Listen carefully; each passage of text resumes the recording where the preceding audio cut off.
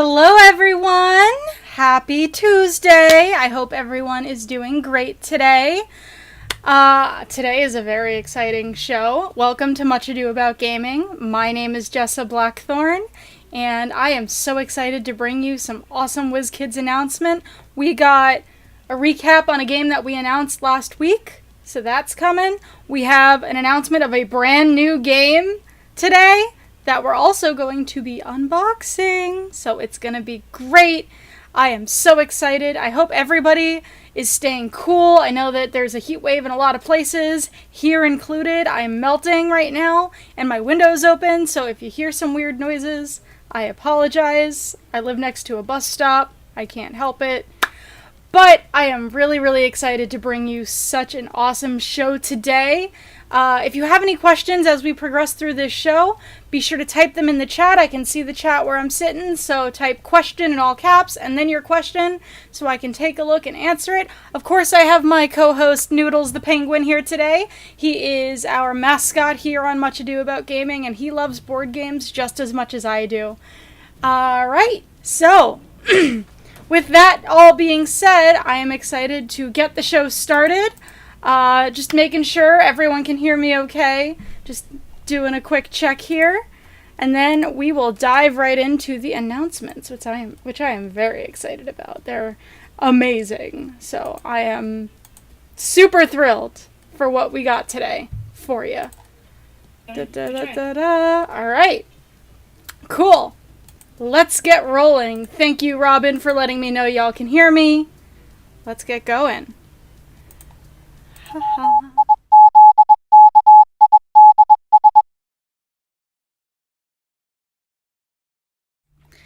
So the first announcement we have, you may have picked it up on it last week. This has not hit our website yet, but we have announced this. There is a brand new game coming called Dungeon Scrawlers. The full name of the title is Dungeons & Dragons Dungeon Scrawlers, Heroes of Undermountain, and it is an amazing game. I've played this. I played this when we were testing it out. It is so much fun, guys, and I am so excited that you all get to experience it too. Dungeon Scrawlers is, if you remember playing when you were a kid, like they had like the Highlights magazine, and they had the mazes that you could draw in the magazine. Well, that's kind of what Dungeon Scrawlers is, but elevated and kind of turned into almost like an RPG type format, set of course in the D&D world, specifically within Undermountain, and this one is coming in October. So the way the game works is players are simultaneously racing to draw a line through a maze and try to get to the boss monster and defeat the boss monster first. So you're competing all at the same time. It's timed. So it moves very quickly, and it's not a game that you're going to be sitting around. You're not taking turns. All of the players in the game have they pick their characters, so the characters have different abilities. There's also treasure you can pick up during the game as you're playing, which adds bonus victory points to you at the end of the game, so you're collecting treasure, you're casting spells, you're defeating monsters as you're playing. It's a whole lot of fun. You do things like, you have to make a single continuous line, and you draw a circle around the monsters, and you have to trace certain shapes to cast your spells as you're collecting points. It's such a fun time, and it's such a fast-paced game that, like, you're never bored playing it. So this is one I would bring to my D&D sessions and just say, hey guys, let's take a 5-minute break, play this, it'll be fun. And then, hey, your DM could even turn that into someone could win something inside your game as a result of winning this game. So it adds a lot of extra fun. It's something your DM can play if you're playing D&D and taking a break. So it's a 2 to 4 player game. It's coming in October 2020. It plays in 15 minutes, and it's $24.99, and it is awesome. Julia Deer. So it's not, I wouldn't quite call it a roll and write because there's no really rolling. It's a maze racing game effectively. So it's kind of, if you really, really want to get a good sense of how this game is going to play, here's what you're going to do. you're going to go to GameSpot.com. They have an article about this game. It's called Dungeon Scrawlers. You'll see the instructions for the game, a lot of info about the game, so that'll really give you a fantastic sense of how this game plays. We'll be previewing it on this show sometime soon, I'm sure, and I'll be excited for when that day comes, because this looks amazing, and like I said, I've played it, and I'm so excited to see the final version, because it just looks incredible. But you know, if you're interested in the game now already from my description, you don't even want to bother reading the GameSpot article, or even if you do, you can already pre-order the game online. It is available on dndmini.com. You can place your pre-order, $24.99. That will make sure that you get the game in time. It's coming in October, so definitely keep an eye on that. Dungeon Scrawlers, Heroes of Undermountain, A+ game. Very exciting. Like I said, Miguel, it's available in October. So dndmini.com right now says July. That's an error, but the game is releasing in October. We don't have an exact date for it yet, but keep an eye out because we will be announcing more information as we know more. And now we are going to move on to the game that we are announcing and unboxing today. How cool is that? We've already gotten, you know, we did Summertime, and now we're doing this one where, you know, you don't just get the announcement, you don't just learn about the game, you get to see all the components, and I'm excited for that. And that game is Turbo Sleuth. So, let me tell you all, I love this game. I might have helped come up with the title of this game. Shh, don't tell. I'm so excited to talk to you about this game. So Turbo Sleuth is a speed puzzle solving game. It's from Daniel Lee. I'm not entirely sure how to pronounce Daniel's last name. I think it's Yinjae, but if someone can correct me on the pronunciation, please let me know. I want to make sure I pronounce his name correctly. And this game is so much fun.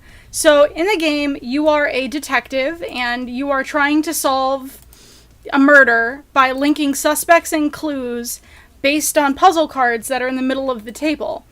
And everyone is competing to try and find the clues the fastest, and the player who finds those clues the fastest, the players who do that, collect score tokens, and then at the end of the round, only the players who are able to solve everything quickly and collect score tokens quickly enough are able to score. So even if you figured it out, if there were no score tokens left on the table, you can't score the game. You can't score points that round. So it's really about not just being able to figure out the solution and, you know, be deductive, but also being deductive quickly. It adds an extra kind of level of strategy that you have to consider. So, like I said, players compete simultaneously to find the solution and solve the mystery before time runs out, but only the first few players may attempt to solve the case. And if you think you solved it, you get a score token and you were wrong, it actually changes the game for the next round because now other players can score more points against you. So I'm going to get into more detail when we unbox this in a minute, but just to kind of give you a little bit of overarching sense of how this plays. Each round of a basic game of Turbo Sleuth consists of 2 phases, the analysis phase and the solution. So during the analysis phase, players compete simultaneously to find the suspect and the weapon among the 3 clue cards placed in the center of the table, and they use their answer cards to connect the suspect and the weapon that was used. After they connect those 2 things, they grab one of the score tokens, and then the analysis phase ends when all of the score tokens in the center of the table, like you can kind of see in the picture next to me, once all of those have been taken, then we move on to the next phase, which is the solution phase. During the solution phase, players determine the solution to the case by using the solution key, which is on the back of the clue cards, to match the cards you use during the rounds with the correct answer. Only players holding a score token, though, like I said, can score points for solving the case. So you have to be quick and you have to have a keen eye if you want to be the winning sleuth. The game also features an advanced mode, which incorporates kind of different types of clues that you can solve, like finding witnesses, missing evidence, alibis, and more. So it's a really fun and highly replayable deductive game because it's not always going to be the same solution. It's going to be a different solution every time you play, especially when you start incorporating the advanced mode. And I have a copy of it right here that we are going to unbox. Of course, let me get to the nitty-gritty details and then we'll start unboxing. The game plays 2 to 8 players, ages 10 and up. The game is releasing in, I believe, September. I didn't write this down and I should have. Hold on one second and I will confirm for you all, but I am almost positive it is September. We're going to say September. It might be August. It's soon. It's in the next couple months. But the game is releasing soon.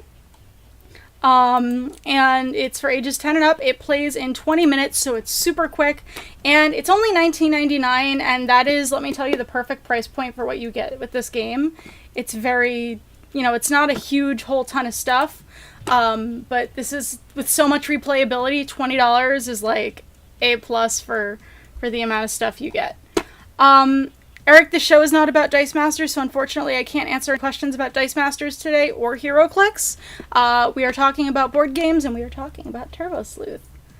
So, now, I'm gonna let you see my little feature presentation card, as we always do, and then we will move on to the unboxing.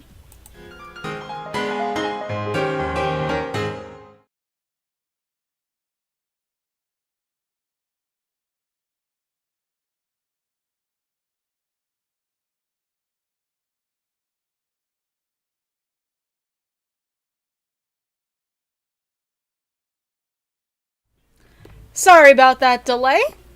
Turbo Sleuth. Now, of course, I've mentioned it before. I mention it every time this happens. Anything that's kind of green-toned, in this case the logo is yellow, turns weird on my green screen. So the game's logo is yellow. You can kind of, if I turn it, you can kind of see what I mean. So it doesn't look like it doesn't look weird and green like this. It looks yellow.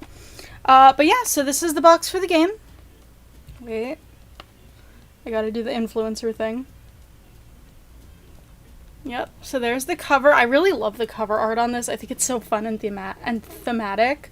Then we got, these are the different suspects from the game actually, so you can see the art for them right on the box. And this is some of the evidence for the weapons.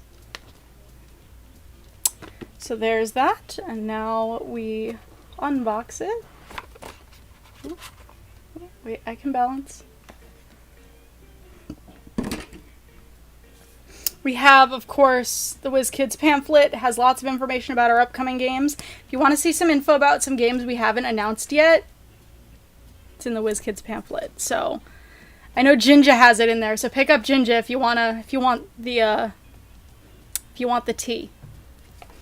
We have the rulebook for Turbo Sleuth. It's not a huge rulebook, so it's only a couple pages. The game is extremely easy to learn, really easy, really quick to pick up. I understood it immediately and just from reading the rules. And I'm the kind of person who usually I really need to be like actively playing a game to pick up the rules because of the way I think.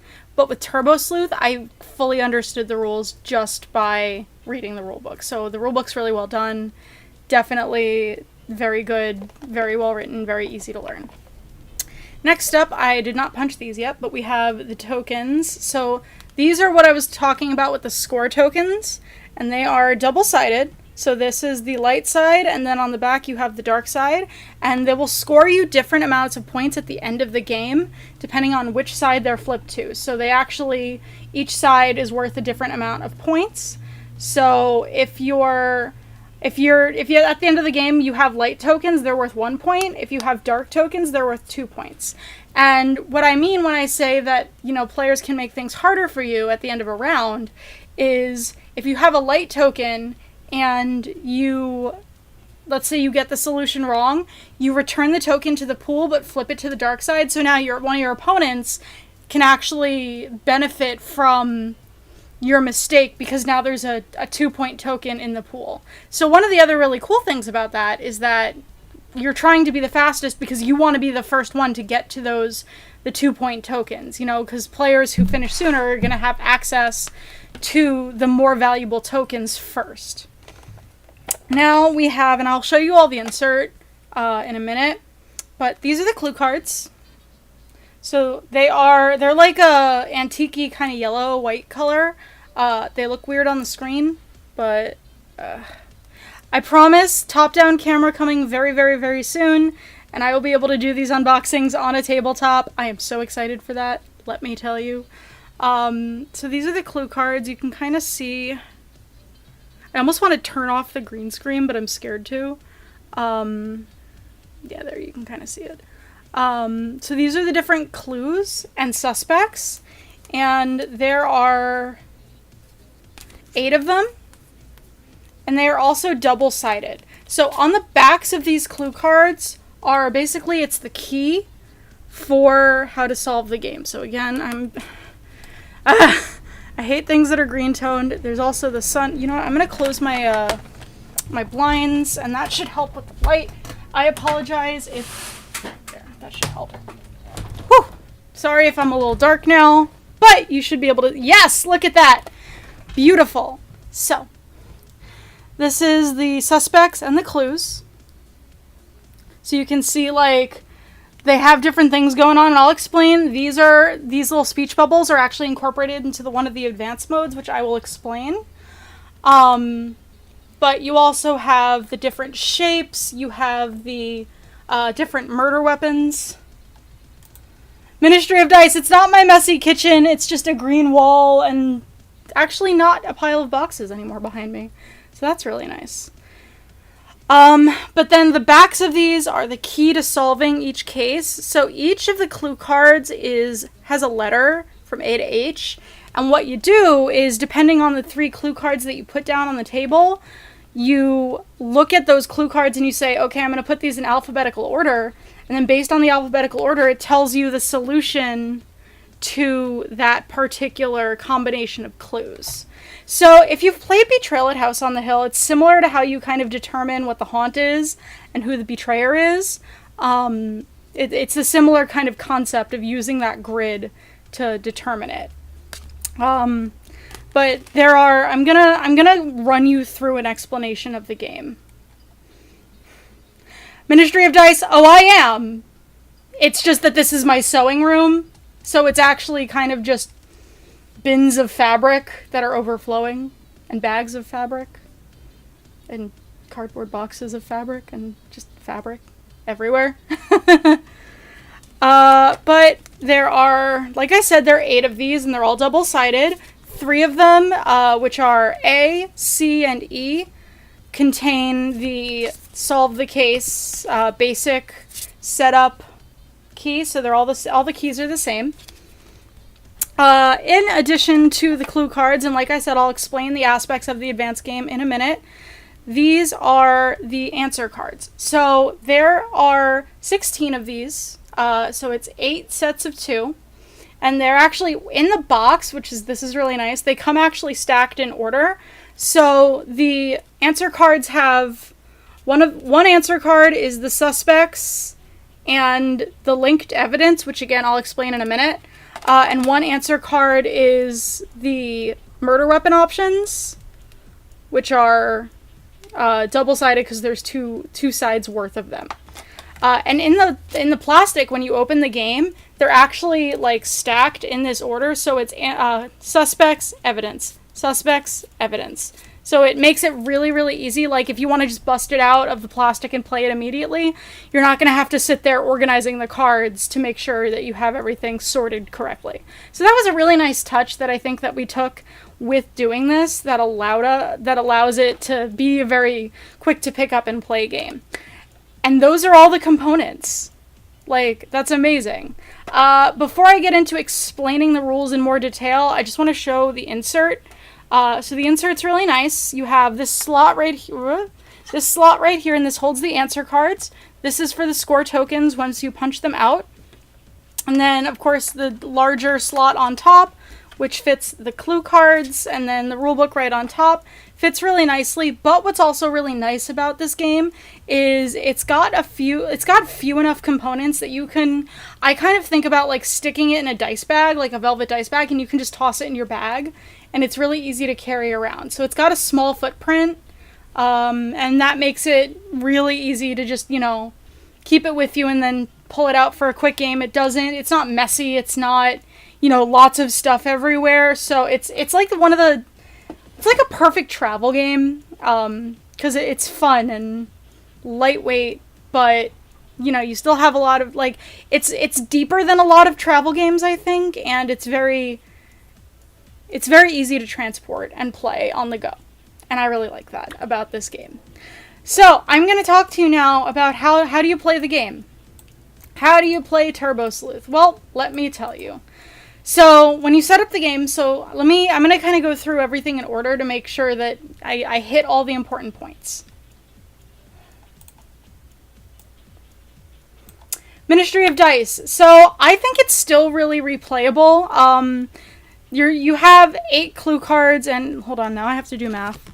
You have 8 clue cards, and you have 1, 2, 3, 4, 5, and 5 different game modes. So 1, 2, 3, 4, 5. It's a lot. 1, 2. I can't do math. Hold on, so I have to count this. 6, 7, 8, 9, 10, 15, 16, 17, 18, 19, 23, 24, 25, 26, 27, 28. So that's 56 solutions to just the basic game mode. And then in the other 4 game modes, there's even more solutions because 2 of the advanced game modes actually use 2 cards instead of 3. So, I mean, you're talking about, like, hundreds. I don't even know hundreds. A lot of things. You'd have to play it a lot of times to run out of cases to crack and to kind of run out of solutions. So that makes it definitely more replayable. I could understand the concern if you haven't played it of, well, once I solve one, isn't it like solving them all? It's really not, because it has so many different ways that you can play it. It has, what did I say? 4 or 5 game modes? 5 game modes. So, and 5 game modes with different solutions and different combinations of cards. So it's like 56 times 3, and then whatever it is times 2. There's a lot. Basically, there's a lot. So, let's talk about the gameplay. So, the game can play for 2 to 8 players. Did I say that right? 2 to 8? I don't know why I'm questioning this. I know it's 2 to 8. The game plays 2 to 8 players, and to set up a game, so you have 16 score tokens, 16 answer cards, and 8 clue cards. So if you're setting up a basic game, what you do is you pull out a number of score tokens. There are 16 of these total. You pull a number of score tokens out and you place them in the center of the table. If it's 2-player game, it's 4 score tokens. If it's a 3-player game, it's 8 score tokens. If it's a 4-player game, it's 12 score tokens. And if it's a I'm reading the numbers backwards. And if it's a 5-player or more game, so 5 to 8 players, you use 16 score tokens. Maybe with 2 copies of this, you can play it with 16 players, but that seems like chaos, so I wouldn't do that. And when you place the score tokens in the center at the beginning of the game, they all have the light side up, so they're all worth 1 point. After you place the score tokens, you give each player a pair of answer cards, so that's these. You give them 1 card with the suspects and 1 card with the weapons. So everybody should have a pair of those. And then the last thing you do, and after this the game starts immediately, is you shuffle the clue cards and you place 3 of them in the middle and you immediately start the game. So as soon as you place those 3 clue cards, the analysis phase begins. In the analysis phase, players are looking for the most common suspect on the 3 clue cards. So, like, I'll take these for example. They look for the most common suspect among these 3 clue cards, and then also the weapon that appears on all 3 of the clue cards. So if there's a tie for the suspect, what you do is just to kind of show you. So in this case, you would use, if there's a tie for the suspect who appears on the most clue cards, you see there's a little like magnifying glass here. That is what you would use as a guide. So you would find the suspect who is in any suspect that is in that tie, you pick whichever one has a magnifying glass on them, and that is the suspect who is in the solution. If there's no weapon that appears on all 3 clue cards, then you'll notice that some of these cards have little like dashed lines connecting suspects to weapons. So you would use that to connect the suspect to the weapon. And what I've noticed is that, I've noticed that, but it's wrong. So never mind that next point. But, yeah, so you connect the suspect with the weapon, and whatever weapon is connected to the suspect is the one that is the weapon in the solution. So what you could do next is, once you've figured out the solution, you take your 2 answer cards, so your suspects and your weapons, and you put them together in the order of the solution. So, like, for example, if I thought it was this business suit guy with the knife, I would put them together like this, and then I would grab a score token from the middle of the table, and now I'm all set. I'm done.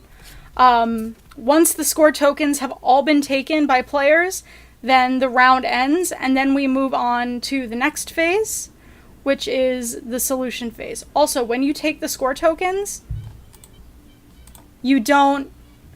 once you take the score tokens... Sorry about that. Once you take the score tokens, you don't flip them, so they stay on the light side in the center of the table. And that is the end, and that is the end of the analysis phase. During the solution phase, you, like I've mentioned, you use the key on the back of one of the cards to match the letters on all 3 cards with one of these solutions. You match the letters in alphabetical order. So, like, say you had E, G, A, you would flip that so it's A, E, G, and then you would go, okay, A, E, G is the butler with the candlestick, and that's the solution. So it makes it really easy to solve the solution and find it. Only players holding a score token can score points based on the solution, and then they add that token to their point pool without flipping it. If a player is holding a score token that's incorrect, if it's a light token, they are flipped to the dark side and then returned to the pool on the dark side, so now they're worth 2 points for the next player that grabs it. But if it's a dark token, it's discarded entirely, so it's removed from the game. It's not removed from the game, but it's removed from play for now. At the end of a round, after incorrect players have returned any flip token to the pool, you refill the pool by adding new light score tokens up to the maximum number based on player count. Then, at the end of the game, when there are no more score tokens to be claimed, players will determine their final score. So light tokens are worth 1 point, dark tokens are worth 2 points. The player with the highest total score wins the game. But, in a tie, a final round is played between the tied players using only 1 score token. So it's real tense, it's real like, who's gonna get there first? But that is a basic game of Turbo Sleuth. Now, besides the basic mode, which is great to learn the game, great to figure things out, there's also several different advanced modes. So there's kind of several different ways you can play the game. You can also actually play the game using this setup mechanics that they use in the advanced mode, but you don't have to. It still uses the analysis phase and the solution phase, but the way that you set up the advanced mode is you take all of the clue cards and you shuffle them key side up. So you would shuffle them, instead of having the letters facing up, you would have the key side up. You shuffle, and then once you're done shuffling, you read whatever the title is of the case on the top. So in this case, it's missing evidence. There is one exception to this rule, and that is case G, and I will get into that in a second. But you get case H, missing evidence, and then what you do, and this is really important, don't reshuffle the cards. You flip the whole deck back over. I probably, for my safety, I would just take the thing away and flip it so that you don't have the case that you're playing in the pile at all. And then place the top 3 or 2, depending on the case, clue cards onto the table and start immediately. So now you're playing a different one. So there are 4 different modes that work like this. The first one is the witness. So in the witness, you're trying to find the witness to the murder, which is the suspect that occurs the fewest times on all 3 clue cards. So whichever character appears the least times, but who appears on at least 1 card, is the witness in this case. But if for whatever reason there's a tie, you use the keyhole as the determining factor. So like how we use the magnifying glass in the basic game, for the witness, you're using the keyhole and that person is the witness. And then instead of doing, you're pointing, suspects and evidence, you take the evidence card and you'll see there's a picture of the detective on the card, and you match the detective with whoever the witness that you think it is, and that is your solution. Another game mode is called Missing Evidence, so that was the one we looked at. In Missing Evidence, you find the missing weapon used in the murder, which is the weapon out of 9 possible weapons that is missing from all 3 clue cards. If all 9 weapons are somehow present on all 3 clue cards, then the murderer actually pushed the victim. So in this case, you take the detective on the suspect one, and you would point them at whatever the weapon is, and if the murderer pushed the victim, there is actually an icon for that. It's the hand icon. So we think of everything. Next mode is Alibi. Now, Alibi and Evidence are 2 game modes that are a little bit different from everything else. Instead of placing 3 cards in the center, you place 2. For the Alibi game mode, you find a suspect with a contradicting or missing alibi. And alibis are represented by the speech bubble icon. So he's saying, oh, I was eating, or this guy is saying, oh, I was walking the dog. And you're trying to find the suspect whose alibi is contradicting. Suspects who have the same alibi on both cards are innocent, and an alibi can appear more than once. But if you give 2 different alibis on 2 different cards, so like, for example, in this case, the butler says he was walking the dog on this card, but he says he was... what was he doing? Oh, he was visiting the cemetery on another card. So if that is, if those are the 2 cards you have, he has a contradicting alibi. Now, there are suspects on the cards who have no alibi, and they're suspicious, but they only come into play if no suspects have missing alibis. Now, the last game mode is Evidence. So in this case, you're trying to find 2 pieces of linked evidence. And the way you do that is, you use 2 clue cards, and you are going to flip the answer card with the suspects on it, and on the back you'll see this little kind of web type deal. And these are the linked evidence. So what you do is you actually take the clue cards, and you might have noticed as I was showing this that on the little white boxes on the corners there's different little pictures, or sometimes it's empty. So this is what this is used for. So you take the clue cards and you're trying to find the linked evidence between those 2 cards. So what we have right now, A and E, right? So you look at A and E, and you look at the 2 cards and you see, okay, these are the pieces of evidence. You have the wound thing, you have the fingerprints, and then on this one you have the keys and you have the footprints. So then you would look at it's G.